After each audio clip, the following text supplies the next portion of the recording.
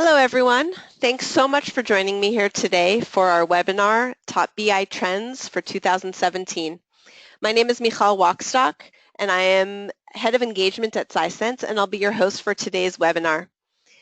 Before we dive into the webinar, I wanted to note a few things. First of all, I'm sending out a link through our chat box with a link to our community, which is a great place to engage in a conversation about any of the topics that you're hearing here today. We have some of our support team and our customer engagement managers all on the line who can answer your questions, and it's a great opportunity also to have discussions with other people on this webinar. So if you'd like to have a conversation post the webinar or during, that would be a really good place to do that. And in any case, I recommend checking out the Sisense community for other interesting topics about BI. Another thing to note is that this webinar will be recorded and we'll be sending that out via email within a day or two after the webinar, so you can feel free to sit back and relax during the webinar, and that will be sent out to you. For today's webinar, we have a very exciting panel of thought leaders joining us today for their predictions for BI for 2017. We actually had a very interesting similar webinar, Trends for 2016, which you can check on our website at sisense.com. Very interesting trends that actually the majority have come through fruition. So I do recommend listening to that webinar as well. For this webinar, we're going to be looking at 2017 from 3 different vantage points, from a technology perspective, a business perspective, and a user perspective. Our first panelist, Howard Dresner, will present from the technology perspective. Howard is the founder and chief research officer at Dresner Advisory Services.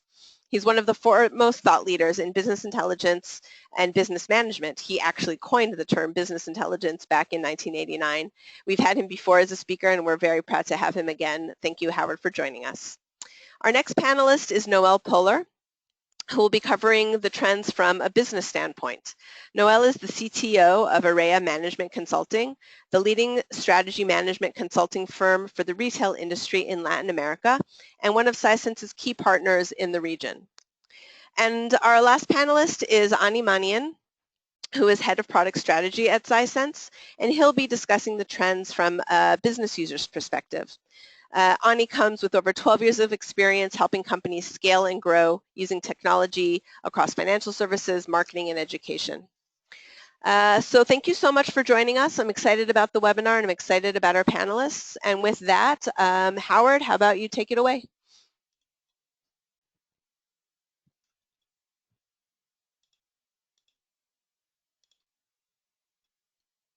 Excellent. Thanks, Michal, and thanks to everybody for joining us today. I appreciate your time away from the office. So to get started, what I want to share with you first of all is I've been covering this market for a great while, really for a quarter of a century as an analyst. And a lot has changed, and certainly in 25 years. And what I'm going to share with you today comes from our research.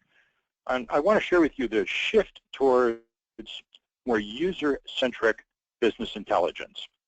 And by user-centric, well, I'll share with you a few slides in a moment, the tide has turned. Business intelligence has historically been a very IT-centric type of activity where the IT organization was the economic buyer. They would implement it, and the users were heavily dependent upon IT. And so what I'm going to step you through initially are some of these trends and then the technologies which have emerged which support this trend. So let's get started with some of the user and market drivers.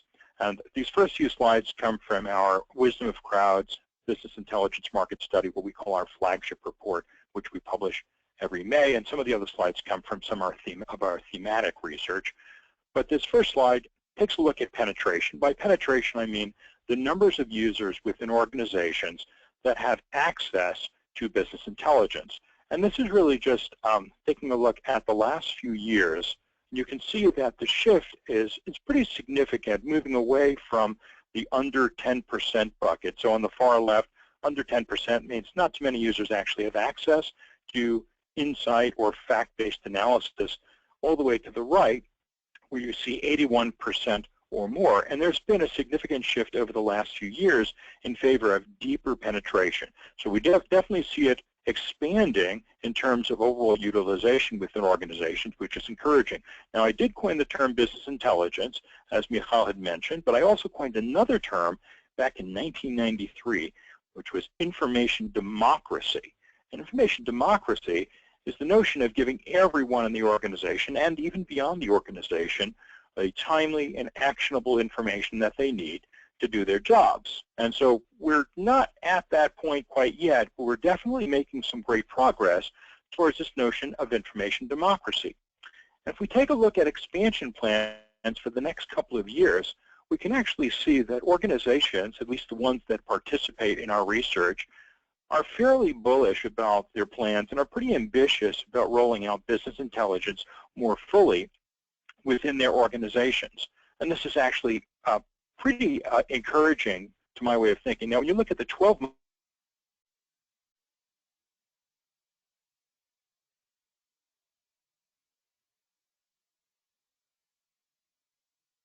muted. In 24 months, 36 months, certainly that's aspirational in nature. We're not sure that they'll actually achieve that. But just in that 12-month horizon, you can see that the shift away from the under 10% is pretty significant, and the shift towards 81% or 61 to 80% is pretty significant as well.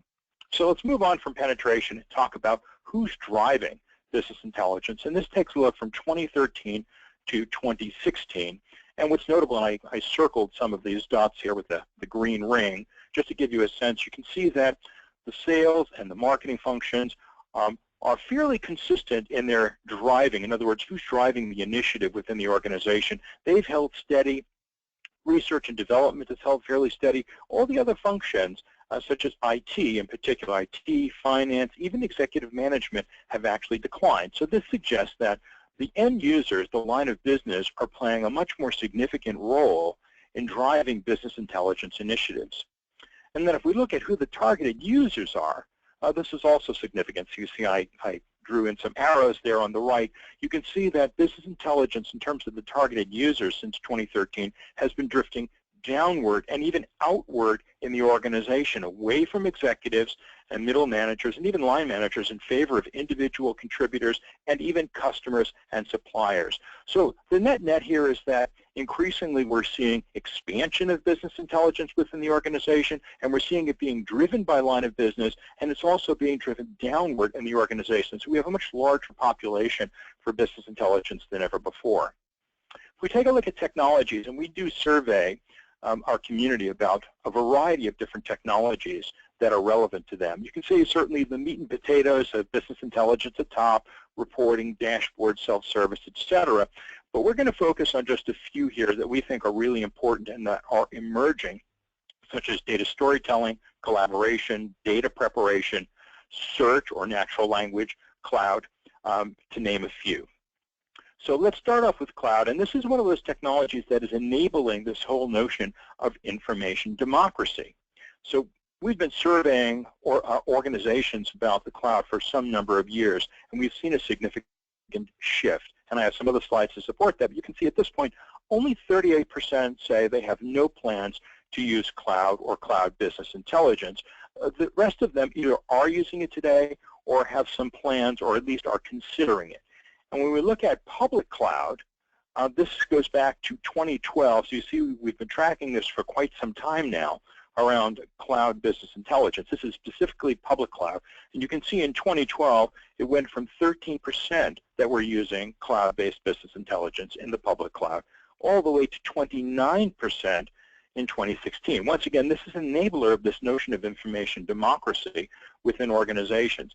And then if we just take a look at another statistic here around Cloud BI, we ask organizations whether or not they perceive themselves to be successful with business intelligence, and it turns out that those that are actually utilizing cloud-based business intelligence also claim to be more successful or perceive themselves to be more successful with business intelligence. Now, which is the cause and which is the effect? That's a little harder to discern, but there's definitely a correlation between those two things.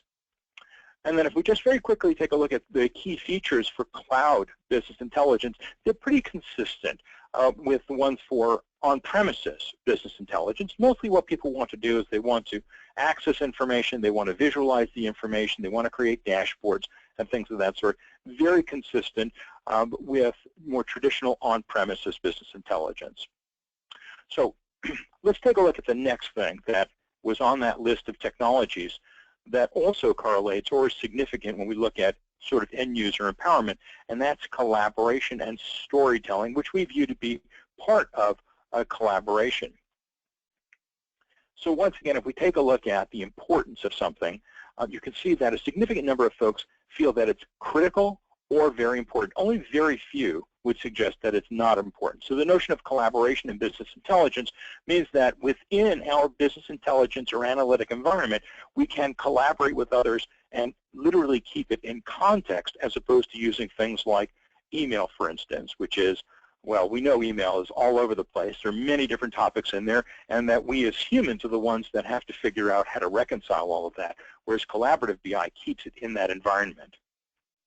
If we take a look at this by function, it's important to note that almost everyone in the organization believes that building in collaboration and collaborative capabilities into business intelligence is quite important. And you can see on the right we have a weighted mean, and 3.5 is pretty high. So whether it's the competency center, finance, executive management, even IT, although it's a little lower, everyone thinks that collaborative capabilities within the BI environment is pretty important.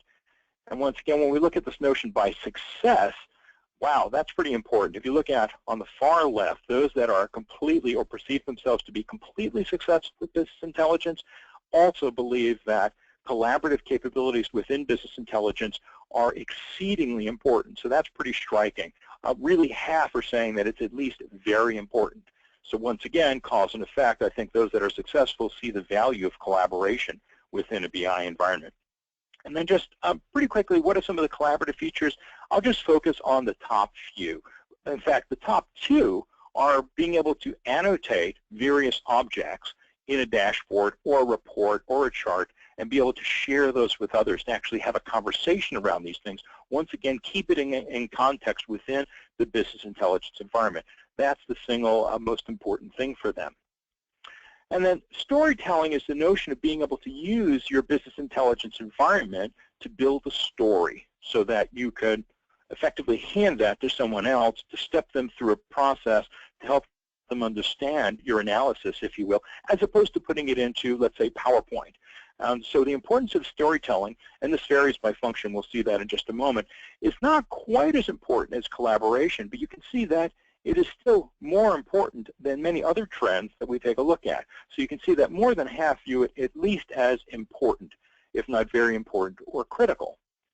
And if we look at it by function, no surprise here. So the Competency Center has to be well-versed in all these things. Those of you that are in the BICC know that, followed by marketing and sales, amongst the most collaborative types of functions within the organization. And then it does trail off. Of course, it's much lower when you get to finance and the IT function. So this is much more of a front office capability where those individuals really do want to collaborate to drive towards consensus or want to be able to tell stories.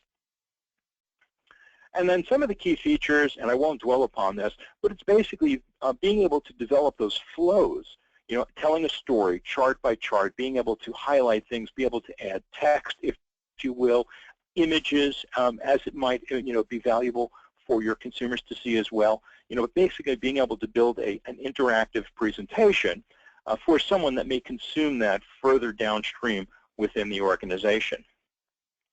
And then the last one that I really want to talk about, the last technology, is natural language analytics. And we just published our first report on natural language analytics. And we call it NLA, but really what we mean by natural language analytics are these two things: natural language query and natural language generation. And these are not new ideas, and they've, you know, circulated within the industry multiple times, but I think we've gotten to a point where they may have achieved critical mass and they may be sticking around, because I think that the functionality is mature enough, and also the communities or the population out there are also more educated about their uses. So natural language query allows you, using either the written word or the spoken word for that matter, to formulate a query using language, English, for instance, in our case. Natural language generation is sort of the flip side of that coin, being able to generate prose or text based on the results of some sort of analysis. And I think they're both necessary and valuable for different reasons. Natural language query for less sophisticated users that want to pause a query and get some analysis back, and natural language generation going out to a much wider audience where we want to generate prose or a document and circulate that more broadly. So they're both valid forms of natural language analytics. Now, when we take a look at how important these things are just by reporting function, you can see that it's really early days right now. It's most valuable, you can see, for executive management, so less sophisticated users see more value in this than other users. But all of them see some value in it, but you can see it's below a 3.0 in terms of the weighted mean, which means that it's still relatively early days for natural language analytics.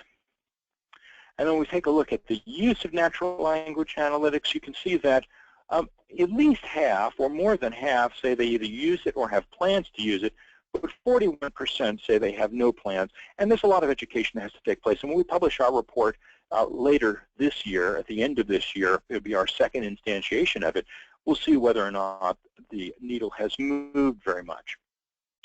Just a couple of things to take a look at in terms of what the important things are for natural language query. Mostly what users want is an interface that's easy for them to automatically or to easily build these queries, so having a suggestion capability and then being able to modify the results that they get back, English restatement feedback for query confirmation. So basically tools to help a less sophisticated user make sense of the data environment. And then when we take a look at natural language generation, where we're trying to actually generate documents and text based on data, obviously the requirements are a little different, and the folks that will actually be generating this are more technical in nature, but they're looking for more capabilities to control the output, to control the voice, if you will, the personality of it, being able to export to multiple formats and the like. So I know I went very quickly over a number of different topics for you that I think are relevant, that are driving sort of this user, well, I'll call it a revolution, but user-driven business intelligence, and that support that. But I think they're all quite important. So let me just share a few conclusions with you before I turn it back over to our host for today. I believe that the face of business intelligence is clearly changing. Let's go back to the previous slide very quickly. There we go. Definitely we have more users than ever before. So as I said before, the usage of business intelligence is expanding very quickly. It's also moving down in the organization. It's also moving out in the organization. And it's also being driven very often by the users themselves, by line of business, in collaboration with IT. So I know everybody's heard a lot about self-service. I call it the mantra for business intelligence. Unmuted. I do think that it's important that users be able to do more for themselves than ever before, because as we expand, there simply just aren't enough resources to support everybody in a day in and day out basis. So we have to be able to increase the leverage that we have within our organization using the technology. I do believe that increasingly this business intelligence and analytics, as it moves down and out, definitely becomes more democratized. The users are taking a much more active role, and that means also additional responsibility, which we won't cover today. But I really also believe that we're moving more towards that notion of the information democracy, which is a great way of aligning people with the strategy of the organization, getting more eyes on the data than ever before, letting them be informed, or the tasks and their roles being informed with fact-based types of analysis. And then finally, IT will definitely continue to play a role, but as a partner and as an advisor to the end users. And just anecdotally, in all the case studies that I've done over 25 years, the most successful implementations are always when the IT function and the users are closely aligned and are working hand in glove together. So, sorry for going very quickly. I appreciate your time and attention today. And now I'm going to hand it back over to our host, Michal, for the rest of today's program. Thanks. Thanks so much for that interesting perspective. I think to me what makes it so interesting is how it's all based on the study, the crowd study, meaning that all of this information you're getting from the field. You know, this isn't just the research that you're doing, but you're also hearing from the voices out there. So to me it makes it very relevant. Our next speaker is going to be Noel Poehler. He is going to be speaking to us about his trends from a business perspective. And he has a great vantage point, being that he is a consultant to some of the biggest Latin American retail firms, and really sees the trends that are going on in the industry. So I'm going to pass it on to Noel. And I'm going to give you presenter. Thanks, we have. Thanks, everybody. Hold on, let me grab the controls here. And let me see here. Okay. Yes, you sound great. All right. Okay, awesome. You're managing the, okay, so moving on to the first slide.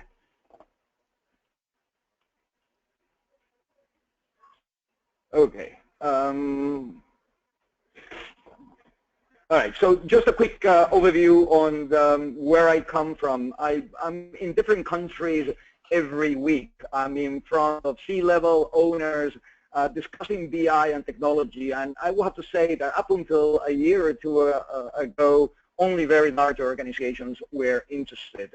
My work has, my job has gotten a lot easier. I'm mostly in Latin America, meaning developing countries. I've done maybe 80 presentations in the last 6 months, and I will have to say that 80 to 90% of them are BI focused. Okay. Okay. Sorry. I'm sorry. I'm having trouble. Do you want me to take the control? Okay. Sorry, I'm having troubles here with it. Yeah, please. I think it's an issue with. I'm in the outskirts of Lima now, so internet connection is not great. My apologies for it. So if you can take the controls and just sure, help me with moving the slides along, I think it'll work. All right. So if you could go back just one slide, which is where I'm at, that'll help me. Great, exactly. So there we are. Now we're on sync. So as I was saying, 80 presentations last 6 months, and really most focus on BI. I have to say that there's a sense of urgency at all levels of the organization, and part of that urgency is related to the fact that they don't really have a plan on how to implement, and even more difficult for them, for organizations, is they really don't have a team in place to execute. They have high but realistic expectations, and they have had many false starts in the past, many false attempts, so they know they need help. Part of that urgency relates to the fact that they understand that if the competition gets there before they do, it could definitely be catastrophic. So next slide. My first prediction, if you will, is that companies are getting smarter and more agile. And they will continue to do so for the simple reason that if they don't, they won't survive.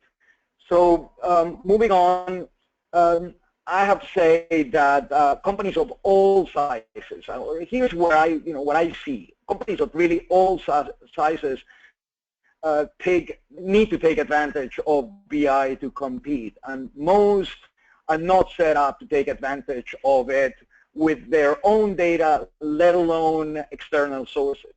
Now, the problems that they face, that we encounter when we jump into a project, is limited expertise, time, and focus as far as BI is related.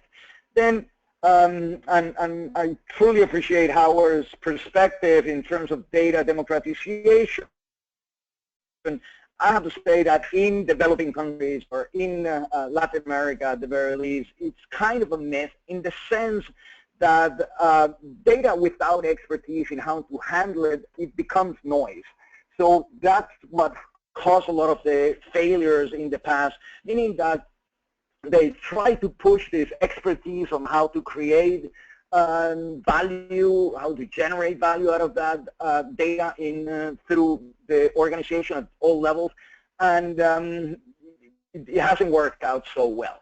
And part of the reason is how I was saying, how important it is for the IT department to connect, to actually work very well hand in hand with the department heads. And what we see when we go into all these businesses is that that hardly ever happens. IT in most organizations are primarily support departments. That means putting out fires, implementing ERPs, security issues, compliance. They have very little time to really think through what a BI project entails. So there is a disconnect between the department heads and the IT. Just to stress, the IT definitely knows about BI. Some will know more, some will know less, but they know and have the expertise to create the dashboard. It's creating the dashboard that becomes an issue. They usually ask department heads, what are your requirements? And the problem is that there isn't. It's not that easy for those department heads to convey what is it that they need, because they don't know enough about what's possible to do that. So moving on. Right. So the three things that you need to have a successful BI project, and we've implemented a few, and it's always the right hardware, software, and that's kind of the easy part. I've taken months to evaluate all kinds of different solutions. We internally went with Sisense, and I want to say that was sort of the easy part. Then you actually need the right resources. That is data scientists, and most don't have that. And if you think they're hard to get in developed countries or the US, I have to say that in Latin America, in developing countries, it's simply a lot harder. And then you need to integrate all this BI, all these dashboards into the operation. And here's the interesting thing. If the operation has to look very different after a BI implementation, otherwise, you know that it actually failed. We joke internally that sometimes the intelligence that needs to be built into the BI is somewhat lacking, and it has a lot to do with that disconnect between the IT departments and the department heads. Now, the trend is for all companies, companies are getting smarter, and the trend is for all companies to get smarter through the use of BI. So my prediction number one is that eventually all companies will have BI just like they have computers or electricity. The trend started with the big corporations taking on BI, and I would say that by now most, if not all, of large corporations are using to a greater or lesser extent BI. In the smaller companies, medium size, say a few $100 million to smaller ones, the trend started really in the 90s. It accelerated in the 2000s. Initially, it was your well-known startups, and now you see it more and more across the organization. I think we're within the next 5 or 10 years, pretty much every organization is going to have BI integrated into it.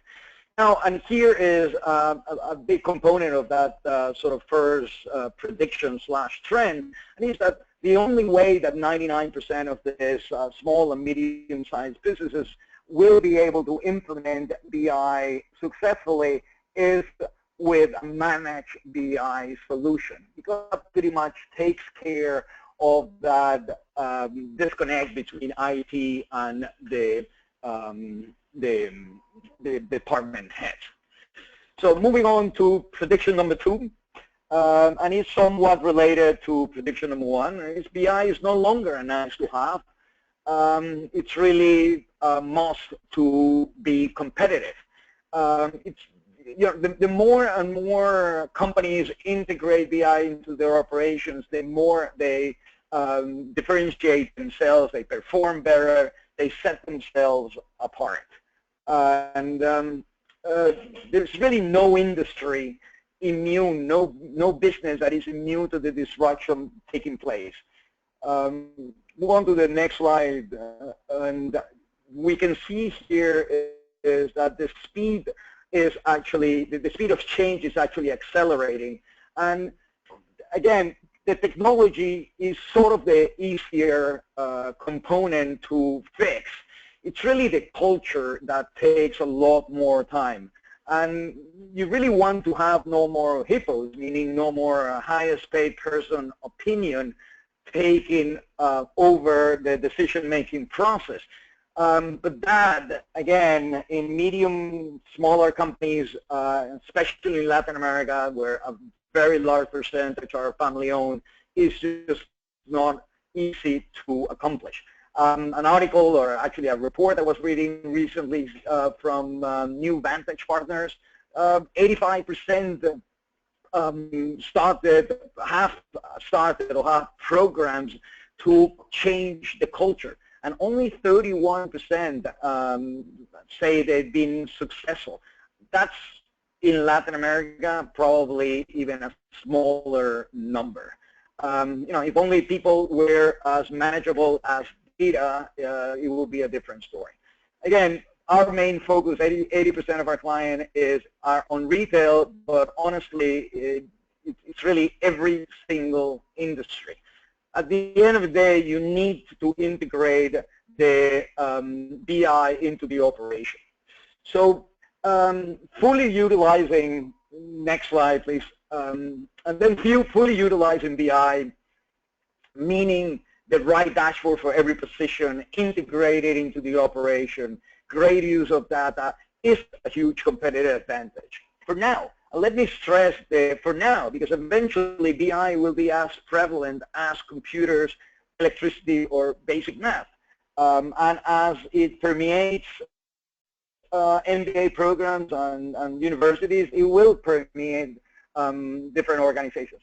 So yes, you need to utilize the right dashboards for every position, and that you know, pushing it down that part, or if you measure data democratization by it, it will be successful the more that it is integrated into the operation. The only issue is most organizations have a hard time sort of designing the right dashboard. It's sort of like the Henry Ford story of if he had to ask all his customers or potential customers what they wanted, they would have said faster horses. When you ask a department head what is it that they want, they're thinking about what they have and they want to do it better. They're not thinking about machine learning. They're not thinking about how to get a dashboard to help them prioritize, and so on and so forth. So, and moving on, so again, summarizing my prediction number 2 is that it will permeate the whole organization sooner rather than later. And then last but not least, and this is really key, how I was saying how information is moving outwards. And that is so very true, and we see it day in, day out. It truly revolutionizes how you deal with your customers and suppliers. And I don't mean only in how you deal with them, how you handle them. I mean the information you share with them makes it a lot more efficient. So a big part of our projects, at least, is that helping companies manage that data and push it out to clients and suppliers and different components of the ecosystem. Just move on to, I think it's the last slide, really, the next one, Michelle. And what we're trying to show here is just 3 examples of how that sharing of data and even monetization of that data happens in different types of companies. shopping malls, and we have a few of clients providing dashboard to those tenants, to those retailers, to compare in real time what is it that that is happening, how they're at a very granular level selling more or selling less against some benchmark. It completely changes how you work and interact with those retailers. And then supermarkets, they've been sharing data with vendors for many, many years. Now, doing it through a dashboard where they can actually segment or identify how successful different types of promotions have been and work with them into making that even more efficiently is just very game changer. And last, you have distributors or even franchisors that share dashboards with their clients that have different types of data that again allows them to compete and even generate different type of actionable data that leads to this collaboration that we haven't been able to implement until we develop our own solution with Sisense. So again, thank you very much for your time. Hopefully, hope this has been useful, and I hope the connection worked all right. Michelle, thanks for your help in the slides.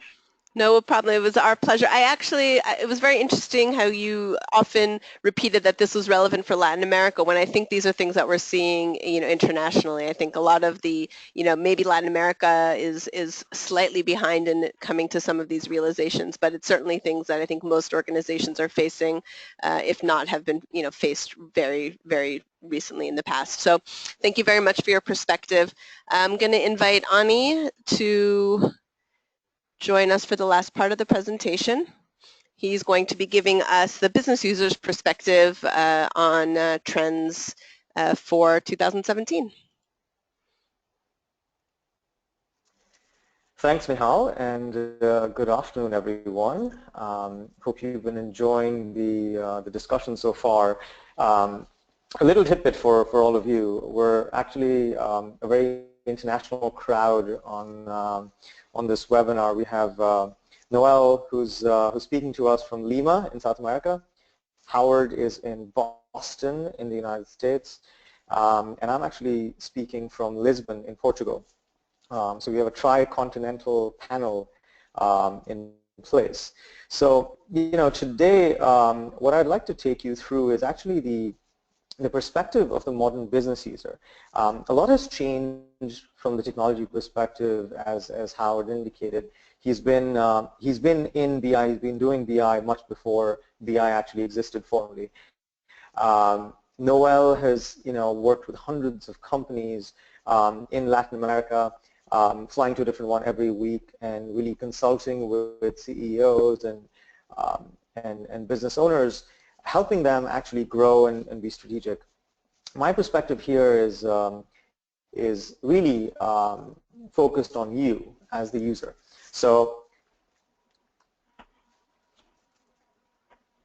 the first trend, the first prediction that we see is that data complexity is increasing more and more, and in the coming year we expect this to pose really the greatest barrier that you'll have to being truly data-driven. This is something that's basically standing between you and using information and business intelligence on a day-to-day basis, making every decision better and more effective. So in terms of data complexity, as a business user, you can encounter this in many forms. The three main axes along which you can measure this is volume, velocity, and variety. Now, volume really indicates the sheer quantity of data that you have to contend with. Velocity indicates the speed at which it's coming at you. So as a business user, you might be using applications like Salesforce, NetSuite. All these applications generate new data on a daily basis. Some of these generate new data on a minute-by-minute basis. Some of this data might actually be in real time. That's coming from other applications. that record logs for your various applications, and so on and so forth. We see variety as another form of complexity. So this actually refers to the diversity of data sources that, as a business user, you need to incorporate to actually create a single source of truth. And I can imagine that if you're the head of marketing at a growing startup, it's 50 to 100 employees, you already have about half a dozen web service-based tools that you use on a daily basis. You do ads on Facebook, you do ads on Google, you have a marketing automation tool like Marketo, you might use HubSpot as well, and so on and so forth. So even on a basic level, every one of us, every one of you is contending with sheer quantities of data that's coming at different speeds, and that's coming from many places in different forms. So data complexity is really the single biggest challenge that I expect all of you to face.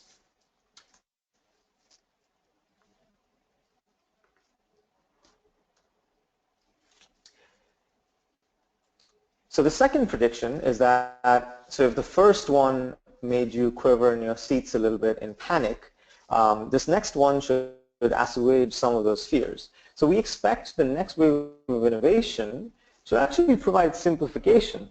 And we see this being manifested in a couple of ways. So some of you who've been using BI and BI-like tools might find this very familiar. So the BI value chain stretches all the way from connecting to different data sources, taking that data, transforming it, cleaning it, preparing it, getting it ready for analysis, and then taking this data, visualizing it in form of charts and graphs and widgets, and then sharing it out to the relevant stakeholders. Now, you might have used different point solutions that you've cobbled together to instantiate this entire stack. Some of you might be using tools like Sisense that are in fact a full stack BI solution. Now what we expect in the market is that there's going to be significant consolidation throughout this value chain. That is, through mergers and acquisitions and so on and so forth, we expect more and more full stack BI tools to actually rule the roost. The benefit to you, the user, is that this provides a much easier way of instantiating your BI value chain. So you go from data to insights in record time because you're only dealing with one tool. You own this tool as a business user. You connect to your data sources and you're able to get analyses without any significant dependencies, and you're actually agile, which means if something changes in your business, if you want to suddenly add, say, Google AdWords to track your marketing spend, you can do this in the course of a day and already be looking at analysis to decide where to allocate your spend before the end of the business day. So the single biggest benefit to this approach of using consolidated full stack tools is that it gives you one throat to choke if something goes wrong. It gives you a one-stop solution where you can see all your data from all those different sources that's coming at all these different speeds, held together in a single source of truth that's always ready for analysis. Now, this next one's really interesting. I'm going to ask all of you to think for a second what these 6 bullets have in common. Search engines, driverless cars, voice recognition, and so on. Some of you might be thinking this, but the answer is artificial intelligence and machine learning are at the core of each of these technologies that you might be using on a daily basis. If you've started typing something in Google and it completes the entire word or sentence for you, you've encountered this. If you're one of those lucky people who drives a Tesla and have been brave enough to try the driverless feature, you've encountered this. The same goes with, using Siri to take down some notes, looking at product recommendations when you're about to buy something on Amazon, spam filtering, something we encounter on a daily basis in our inboxes, which keeps out unsolicited and unwanted mails, facial recognition cameras. Now, all these things require very, little input from us. Now, artificial intelligence and machine learning are similarly changing the face of user experience for business intelligence. These tools and these technologies enable you to get a much richer, easier experience for much less effort. So these tools learn your behavior, they understand what you care about, and they automatically adapt to your needs, and they predict what you need. So at Sisense, we actually manifest these things in some very, very tangible ways. Some of our customers use a feature called Pulse. Now this understands what metrics you care about and sends you a notification when something changes. For example, if you're a retailer, you can have it monitor your inventory levels, and hundreds of statistical and machine learning algorithms run under the hood, and as soon as it drops below a certain threshold level that's set automatically, it sends you an alert. Now you can imagine how useful this might be in every role represented on this webinar. The implication for business users is actually quite profound. Imagine that you can have templated analyses. Therefore, for any additional analysis that you want to perform, the incremental cost is very low. It's all about just clicking a few buttons. The analysis and the intelligence is predictive and suggestive. That is, if you work in marketing, it automatically surfaces all your CPCs, CPMs, and so on. The barriers to sharing are really low. So using, say, the Sisense bot, you can actually invite a colleague to a conversation that you're having with your BI bot and take decisions, data-driven decisions in real time. Automation by connecting features like Pulse to other systems allow you to actually automate really interesting business workflows. If your ad spend on one platform drops too low, divert budget to another one. All of these tools actually play very nicely together to significantly lower the barrier to being data-driven. This is the counter force to the extreme increase in data complexity that we see simultaneously. Finally, we're able to actually create an atomic deconstructed view of insights, and we are able to break this free of the traditional two-dimensional jail that they've been locked in for the past 2 decades and release these everywhere around you. So you can ask these questions in natural language like Howard said in plain English in your Slack application that you use to talk to your colleagues.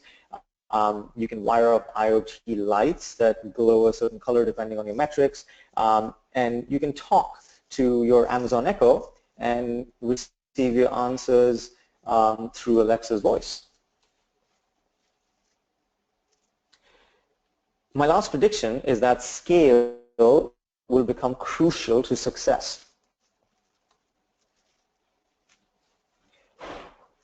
We need BI to scale. We need BI to be with us along our journey as we add more users, as our data volumes and number of sources increase, and as we bring on additional departments and use cases into the fold. The tools that we choose, the tools that we use, need to carry us through. So at Sisense, most of our clients have been with us since they were, say a few hundred users, and now many, many years later, as there are a few thousand users, as they went from being able to analyze half a dozen sources to over 50, 60, 100 sources. They implemented BI in, say, their marketing department, and now they're using it all the way from HR to finance to G&A. We see scale, we see growth, and we see good choices and appropriate organizational design that actually carries this data-driven culture to the entire organization. So as users, it's very interesting. Should a business user actually think about scale? I believe it's very, very important, because the BI strategy that you choose and that you adopt is something that you want to carry through at least the next 3 to 5 years of your company and of the use cases that you project. So even if you're initiating your search through a simple singular use case, I would urge all of you to think the bigger picture and make sure you're accounting for all the organizational forces that are at play.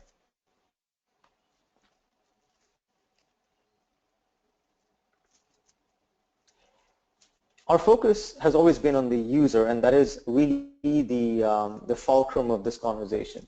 We expect the industry to actually conform more and more, almost like consumer technology, to the user. Howard gave a very, very interesting perspective on how technology is actually putting the user at the center of the experience. So we at Sisense pride ourselves in doing the same.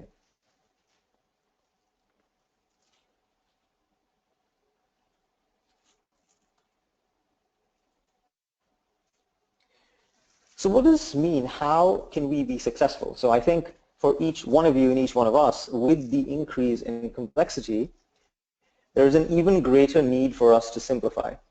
We need to be very, very clear and simple in the use cases we select, in the KPIs we choose to track, in the number of tools that we decide to use to solve our problems and challenges, and often in the paths to decision and paths to action that we draw from the BI tool that we use. So it's not just enough to have a BI tool that takes your data and turns it into actionable metrics. It's important to actually take action beyond that. Our mission is to really simplify this complexity, and it's quite interesting that we're seeing such a strong exponential growth in this complexity to make it easier for business users like yourselves to consume insights. And we want this to be possible in a very easy way, and we want you to be able to consume these insights everywhere.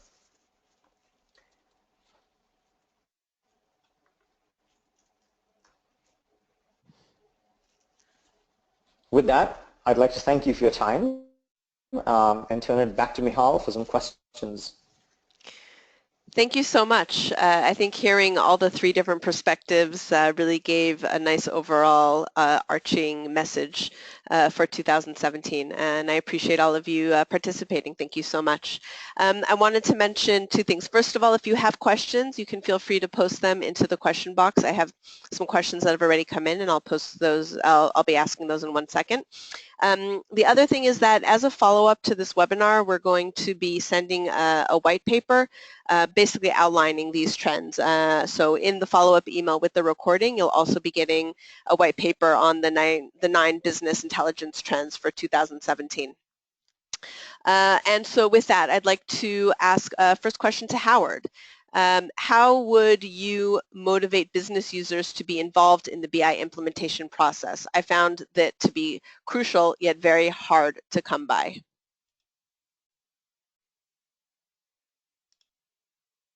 Can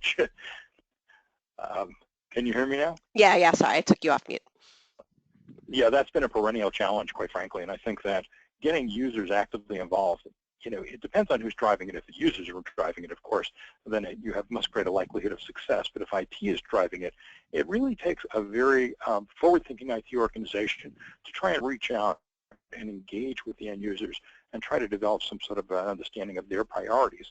And, you know, it's sort of interesting. The most successful projects, I mentioned this earlier, that I've seen in the course of my career have been where there's been real alignment with the IT organization. In fact, one of the most successful organizations that I did a case study with, the business intelligence entity, department, whatever you want to call it, initiative was jointly owned by operations, by finance, and by IT. And I think that it goes a long way to making these sort of initiatives successful if there's joint ownership and that there's an appreciation as a result for the priorities of all those organizations. It also helps to have the C-level executives actively involved. And if the C-levels in the organization see the value and they see business intelligence and fact-based analysis as critical to their own personal success, life tends to be a push-down stack. So if everybody believes that the CEO, CFO, et cetera, really view this as important and they actually are using this information, people tend to line up very quickly to try and support that and to make sure that they have the relevant information, because the last thing that management wants to do or managers want to do is show up in a meeting where they don't have the information that their executives are using. So they don't want to be second guessed. So I think there are a lot of ways you can do it. I'm not trying to push my book, but I've written a couple of books on the subject. You know, that's just some insights into how one might proceed to achieve more broad-based deployment of business intelligence and user involvement. Great, thank you so much for that answer. I have a question for Ani. Can you give any examples of how natural language or artificial intelligence would make life easier for a business person? I think people want to see that on the ground. What would that mean in your day-to-day? Absolutely. We actually took this as a challenge last year to be more user-centric and really incorporate these technologies to make users' lives better. So we launched 3 products. One was the Sisense BI bot. So it's essentially a bot that lives in your chat applications that you use for work, so Skype, Slack, and so on. And you can essentially type questions just like you would in English to this virtual data scientist that'll answer anything you're curious about. So what is my revenue for today? What are my sales? We implemented something similar using the Amazon Alexa, so you can literally talk to it. You can ask, you know, just like you would what the weather is, you can ask, have you reached your sales quota for the day? What are my customer success scores? And we also found something very interesting. We found that people respond really strongly to light. And a lot of the people who work in an organization, they have a very simple singular metric that they're responsible for. So we connected a metric that an individual or a team cares about to an Internet of Things light bulb, and we made it glow a certain color depending on the metric. So if it was above a certain threshold, it'd be red, yellow, and green, and so on. We found this to be a very, very, very powerful motivator as well. So not quite natural language, but a very interesting human hacking approach at work again. So those are some examples. We see this being deployed across, factory floors, in operating rooms, wherever you can see a use for voice-based commands or text-based commands. Very, very interesting. So there was a question about if the slides are going to be shared, and yes, we will include that in the follow-up email. We're going to include the slides as well. I think we have time for one more question. This one is for Noel. Can you give some key factors that, with all of the BI projects that you're involved in, which ones are the most successful? What are the things that you're seeing that really make the difference between success and failure? Well, I would say definitely top-level involvement is key. When the organization sees that the very top is actually making decisions based on data, everybody understands that they have to sort of fall in line. So after that, I would say is try to create a team within the organization to deal with what you're trying to accomplish. Look at it in a very holistic way. So I don't think the right approach is what are your requirements type of question. It's more what is it that we're trying to accomplish, and then trying to get someone, it doesn't even have to be someone from IT, to come up with different ideas, proposals. So it starts with some sort of like a brainstorming level. What I think works also very well is find something or someone to follow. And what I mean by that is if you were a shopping mall or if you were a store, whatever it is that you're at, look for the best shopping mall in the world. What is that they're doing right? 100% of the time you'll find that big data, analytics, BI is a big component of what they're doing that right and how they're using it, and then see how that applies to your own organization. That's great, and that actually brings us exactly to the bottom of the hour, which is pretty remarkable. I thank all of you for attending. One other thing I would like to mention is obviously Sisense has sponsored this webinar, and feel free to go to sisense.com for a free trial of our BI tool. And the follow-up email will be coming within the next day or two. So thank you very much for joining us. Thank you to our panelists, and have a great day.